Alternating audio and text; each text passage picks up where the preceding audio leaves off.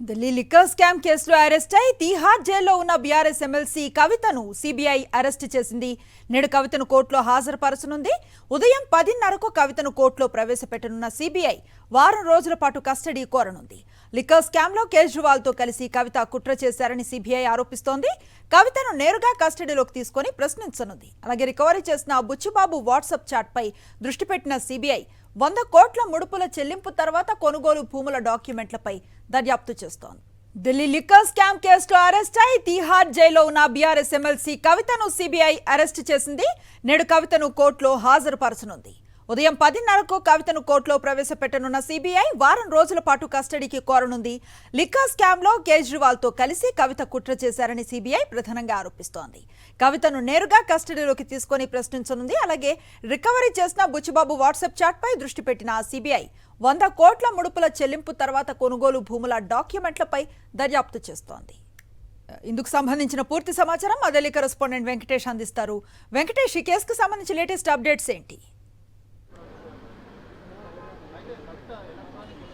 తీహార్ జైల్లో ఉన్న కవితను కొద్దిసేపటి కిందటే కోర్టుకు తరలించారు. మరి కాసేపట్లో కవితను న్యాయమూర్తి ముందు ప్రవేశపెట్టబోతున్నారు.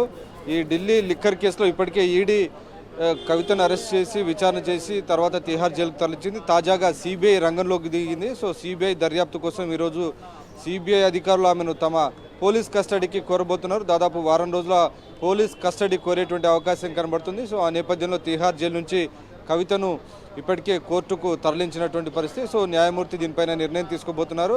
సహజంగా సిబిఐ కానీ ఈడీ కానీ కస్టడీ కోరినటువంటి సమయంలో కస్టడీకి అనుమతించడం అనేది ఆనవాయితీగా వస్తున్నటువంటి పరిస్థితి. సో ఈరోజు సిబిఐ కస్టడీకి కవితను ఇచ్చేటువంటి అవకాశం ఉంది. ప్రధానంగా సిబిఐ 3 అంశాలపైన దృష్టి పెట్టింది. ఈ మొత్తం వ్యవహారంలో కవిత కుట్ర పన్ని ఈ Aam Aadmi party south group ఎవరైతే వ్యాపారస్తుల గ్రూప్ ఉందో వ్యాపారస్తులకు ఆమ్ ఆద్మీ పార్టీకి మధ్యలో మధ్యవర్తిగా కవిత పనిచేశారు.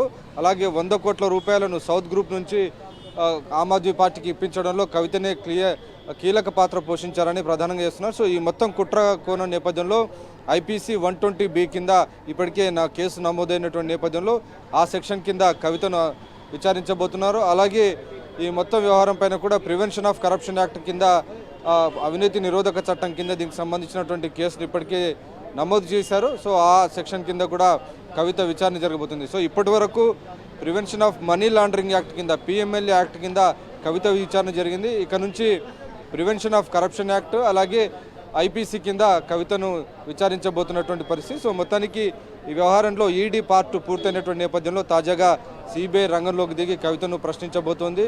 అలాగే ఈ మొత్తం వ్యవహారాన్ని వ్యతిరేకిస్తూ కవిత ఇప్పటికే న్యాయస్థానాన్ని ఆశ్రయించారు. రౌజ్ అవెన్యూ కోర్టులో ఆమె నిన్న పిటిషన్ వేసినప్పటికీ ఇమ్మీడియట్గా ఎలాంటి ఉత్తర్వులు కోర్టు జారీ చేయలేదు. ఈరోజు మరోసారి అరెస్టును వ్యతిరేకించి వాదనలు వినిపించబోతున్నారు. అయితే ఇప్పటికిప్పుడైతే కవితకు ఈ విషయంలో ఎలాంటి రిలీఫ్ దక్కేటువంటి పరిస్థితి లేదు. ఎందుకంటే ఇప్పటికే కేసుకు సంబంధించినటువంటి దర్యాప్తు ఇంకా కొనసాగుతుంది. దర్యాప్తు దశలోనే ఉంది కాబట్టి ఇప్పటికీ కవితకు ఎలాంటి బెయిల్ దొరికేటువంటి అవకాశం కూడా కనిపించట్లేదు.